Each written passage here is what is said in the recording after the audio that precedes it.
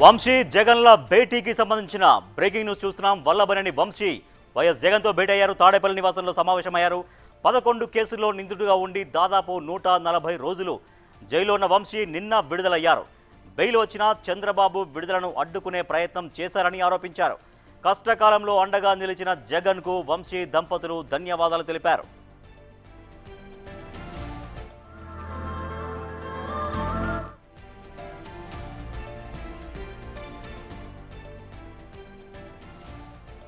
YCP మాజీ MLA Vallabhaneni Vamsi అనేక కేసుల్లో దాదాపుగా 11 కేసుల్లో ఆయన నిందితుడిగా ఉన్నారు. గత కొద్ది కాలంగా అంటే దాదాపుగా 140 రోజులకు పైగా ఆయన జైల్లోనే గడిపారు. ఆయన ఆరోగ్యం కూడా క్షీణించింది అని చెబుతున్నారు.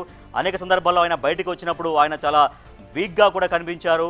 ఆయన బెయిల్ కోసం చేయని ప్రయత్నం లేదు. కానీ ఎన్నిసార్లు బెయిల్ ప్రయత్నం చేసినా కూడా బెయిల్ వచ్చినా కూడా ఆయన జైల్లోనే కొనసాగాల్సి వచ్చింది వివిధ కేసుల మూలంగా.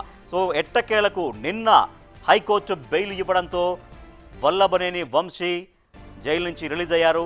రిలీజ్ అయిన తర్వాత ఇవాళ కాసేపటి కింద తాడేపల్లి నివాసంలో ఆంధ్రప్రదేశ్ మాజీ సీఎం వైసీపీ అధినేత వైఎస్ జగన్తో సమావేశమయ్యారు వల్లభనేని వంశీ. మొత్తం 11 కేసుల్లో ఆయన నిందితుడిగా ఉన్నారు. దాదాపుగా 140 రోజులు జైల్లో ఉన్నారు వంశీ.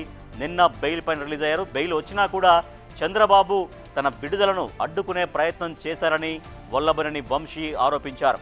కష్టకాలంలో తనకు వైఎస్ జగన్ అండగా నిలిచారంటూ వైఎస్ జగన్ను కలిసి వల్లభనేని వంశీ దంపతులు వైఎస్ జగన్కి ధన్యవాదాలు తెలిపారు. బిగ్ టీవీ స్క్రీన్ పైన ఎక్స్క్లూజివ్గా విజువల్స్ మనం చూస్తున్నాం. కష్టకాలంలో జగన్ అండగా నిలిచారంటూ వల్లభనేని వంశీ దంపతులు వెళ్ళి ఆయన్ను కలిశారు.